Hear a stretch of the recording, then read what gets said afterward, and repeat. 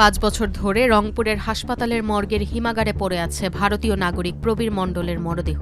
আইনি জটিলতার কারণেই মরদেহটি এখনও পড়ে আছে। 2021 সালের নভেম্বরে মৃত্যুর সময় 41 বছর বয়সী প্রবীর মণ্ডল ছিলেন বাংলাদেশে। ফেসবুকে পরিচিত এক নারী বন্ধুর সঙ্গে তিনি ঢাকা থেকে লালমনিরহাটের পাটগ্রাম দহগ্রামের আজিজুল ইসলামের বাড়িতে এসে অসুস্থ হয়ে পড়ে। স্থানীয় লোকজন প্রবীরকে পাটগ্রাম উপজেলা স্বাস্থ্য কমপ্লেক্সে নিয়ে গেলে কর্তব্যরত চিকিৎসক তাকে মৃত ঘোষণা করেন। পরে প্রবীর মণ্ডলের মরদেহ ময়নাতদন্তের জন্য পাঠানো হয় রংপুর মেডিকেল কলেজ হাসপাতালে। 10 নভেম্বর একটি মেডিকো লিগ্যাল বোর্ড গঠন করা হয়। বোর্ডের সভাপতি ছিলেন ড রাজিবুল ইসলাম, সদস্য ছিলেন ড মোহাম্মদ মাসুম আল আরিফিন ও ড ইফফাত শারমিন।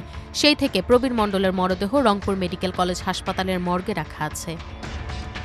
বাংলাদেশ পুলিশ হেডকোয়ার্টার্সের অতিরিক্ত ডিআইজিকে লালমনিরহাট জেলা পুলিশের বিশেষ শাখার পুলিশ সুপারের 14 ডিসেম্বর 2022 সালের এক চিঠিতে উল্লেখ করা হয়, তখনই মরদেহে পচন শুরু হয়েছিল।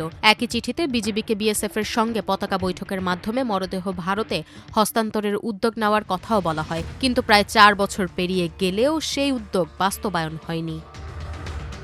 ঘটনার দিন পাটগ্রাম থানায় একটি অপমৃত্যুর মামলা দায়ের করা হলেও মামলাটির বর্তমান অগ্রগতি সম্পর্কে নিশ্চিত তথ্য পাওয়া যায়নি। মামলার নথি অনুযায়ী প্রবীর মণ্ডলের পোশাক থেকে একটি ভারতীয় পাসপোর্ট উদ্ধার করা হয়। সেই পাসপোর্টের তথ্য বলছে তিনি 2017 সালের 3 মার্চ 3 মাসের ভ্রমণ ভিসায় বাংলাদেশে এসেছিলেন এবং 2018 সালের 16 মার্চ বেনাপোল সীমান্ত দিয়ে ভারতে ফিরে যান। তবে এরপর কিভাবে তিনি আবার বাংলাদেশে প্রবেশ করেছিলেন তার কোনো তথ্য মামলার নথিতে পাওয়া যায়নি। প্রবীরের মৃত্যুর পরপরই তার পরিবারের সঙ্গে যোগাযোগ করা হয়। বিশেষ করে ছোট ভাই সুমীর মণ্ডলকে মরদেহ গ্রহণের অনুরোধ জানানো হয়েছিল, কিন্তু আইনি জটিলতায় বিষয়টি আর এগোয়নি। সমাজকর্মী শামসুল হুদা বাংলাদেশ ভারত পরিবার বিচ্ছিন্ন মানুষদের প্রত্যাবাসনে কাজ করেন। ইতিমধ্যে তিনি 2 দেশের 65 জনকে পরিবারের কাছে ফিরিয়ে দিয়েছেন। চলতি বছরের মার্চে প্রবীর মণ্ডলের খোঁজ পান তিনি। স্থানীয় কোর্টে গিয়ে যদি এফিডেভিট করে বা ডিক্লারেশন দেয় ম্যাজিস্ট্রেটের সামনে, সেটা হলেও তারা ওইটাকে ছাড়পত্র দেওয়ার চেষ্টা করবে।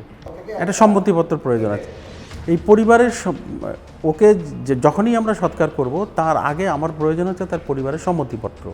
সেই পরিবারের সম্মতিপত্র না পাওয়া পর্যন্ত বাংলাদেশে যে ভারতীয় দূতাবাস আছে তারা ছাড়পত্র দেবে না, যেহেতু পরিবার আছে। আর পরিবার না পাওয়া গেলে হয়তো বা হাইকমিশন সেই পদক্ষেপটা নিতে পারত, কিন্তু যেহেতু পরিবার আছে তাদের পরিবারের অনুমতি ছাড়া আপাতত আমরা ওইটা সৎকার করতে পারছি না।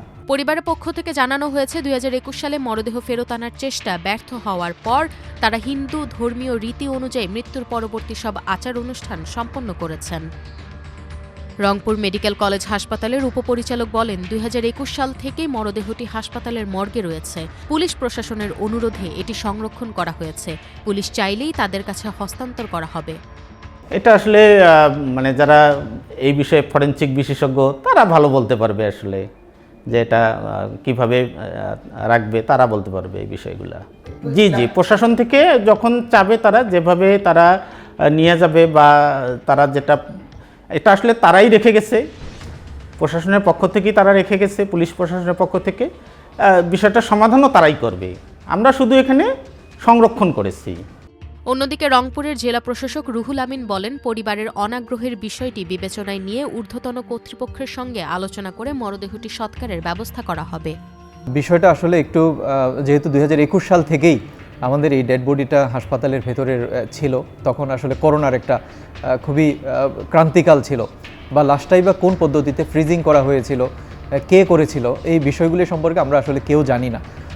এটা হচ্ছে মূলত আমাদের একটা উদ্বেগের বিষয় যে আসলে তার পরিবার আসলে লাশটা নিতে চাচ্ছে না। কিন্তু পরিবার যেহেতু লাশটা নিতে চাচ্ছে না, এখন আমরা চিন্তা করছি এটাকে রাষ্ট্রীয়ভাবেই আমরা যাতে সকলের সম্মতিতে তার পরিবারের অনাপত্তির প্রেক্ষিতে আমরা সৎকার করতে পারি।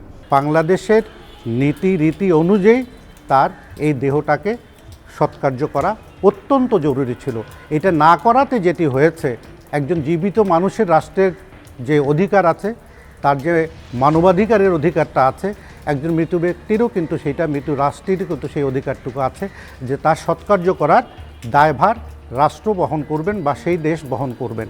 এটা না করাতে যেটি হয়েছে, আন্তর্জাতিক যে মানবাধিকার আইন আছে, জাতিসংঘের যে মানবাধিকার আইন আছে, সেখানেও সেটি লঙ্ঘিত হয় এবং আমার দেশে যে মানবাধিকার সংস্থাগুলো কাজ করে এবং বাংলাদেশের সংবিধান যেটি বলেছে সেখানেও কিন্তু তার মানবাধিকারটি লঙ্ঘিত হয়েছে। আমরা মনে করি, আমি একজন মানবাধিকার কর্মী হিসেবে মনে করি সরকারের এই জায়গাটায় অত্যন্ত গুরুত্ব সহকারে এটাকে গুরুত্ব দেওয়া উচিত ছিল এবং এই কাজটি সময় মতো সম্পন্ন করা উচিত ছিল। প্রবীর মণ্ডলের পরিবার ভারতীয় হাইকমিশন ও বাংলাদেশ সরকারের প্রয়োজনীয় অনুমোদন পেলে তবেই প্রবীর মণ্ডলের শেষকৃত্য সম্পন্ন সম্ভব।